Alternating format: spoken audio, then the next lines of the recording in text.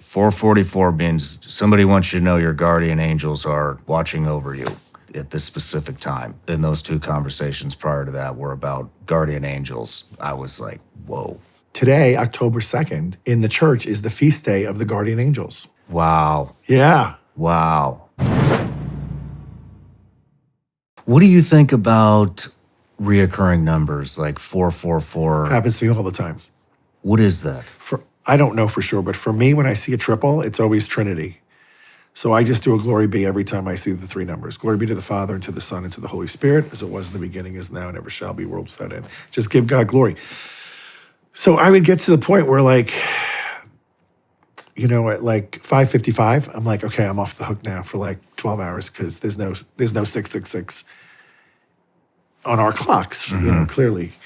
So, and then I'd start seeing it on the microwave, where I'd look over at the microwave's going, and I look over, it's like, 222 as it's counting down. I'm like, so this is going to happen. This is going to happen all through the day, I guess. License plates. You know, I'm looking, I see it all the time. And for me, it's just give God glory. Be aware of his presence. Interesting. Yeah, this happens. This is a big part of my story, too. Okay. 444. And I see it all the time now. And now I see all these reoccurring numbers all the time. And I looked it up, and it said that, this is really interesting, Father, because I had this profound experience, came home, started making phone calls. One of them was to this guy, Eddie Penny, who's also been there for me when I need spiritual advice. And I had a chat with him at night and he was talking about guardian. He was basically saying, he said, now that you've chosen a side, things are going to start happening. And not necessarily good things. And he said that you'll be attacked.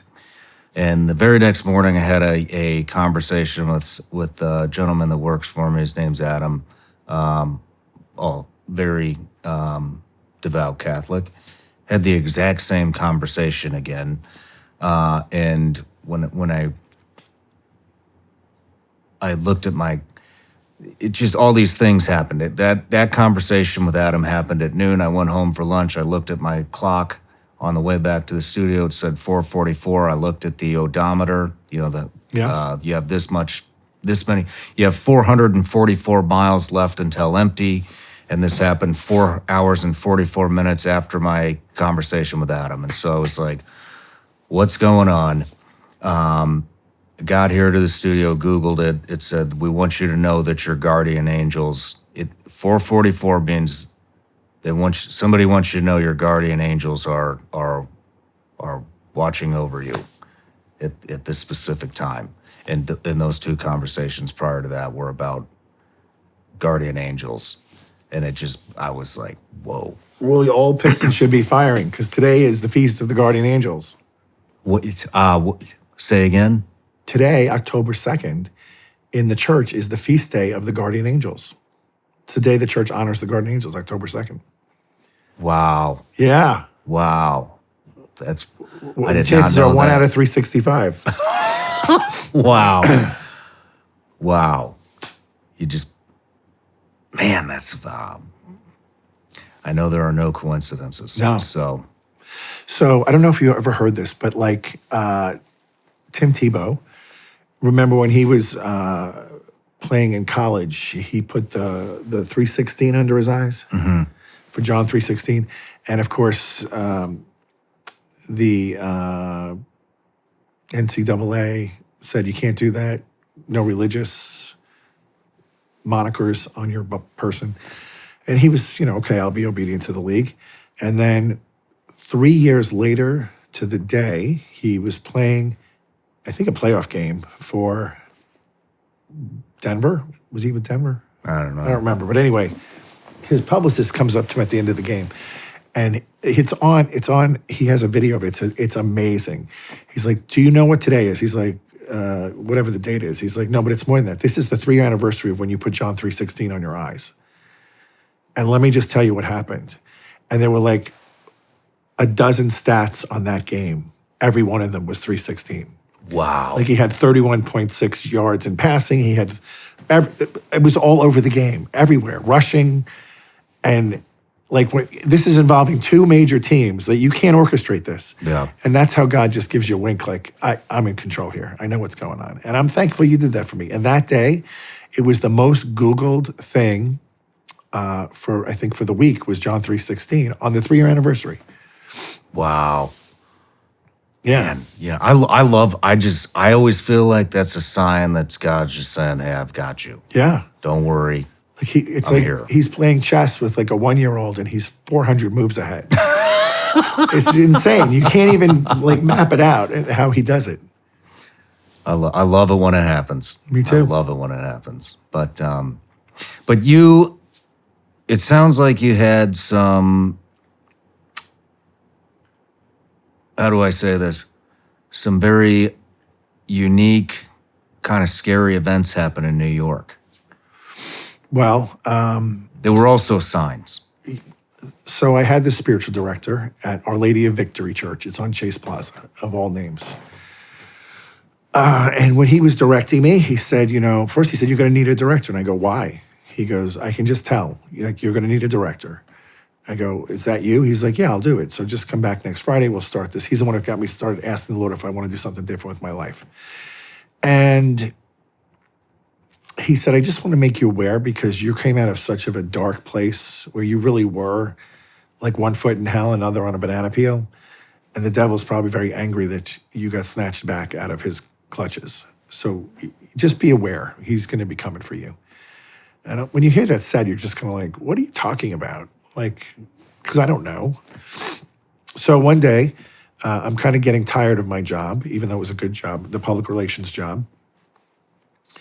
And it was getting more and more difficult. Hillary Clinton was running for senator, and she wanted us to handle part of that campaign. And I was like, at this point, I'm just like, I don't really know if I want to represent these people anymore that we have as clients, just for my own personal reasons. And so one of the problems with entertaining these kind of people is it's a big party life, right? So you go out for dinner and it goes forever and there's drinking and drinking and drinking. And I just was getting worn down. And I said to the priest, I said, it's like having a foot in both worlds. I can't do it anymore. I feel like I got to get out of this. And he says, well, just stop the drinking. Just stop the drinking for a month. When you go to the restaurant, go ahead of time and tell the waitress, when I order this, just make it, if it's going to be Jack and Coke, just do Coke for my order and don't tell anybody. And I go, okay, I can do that.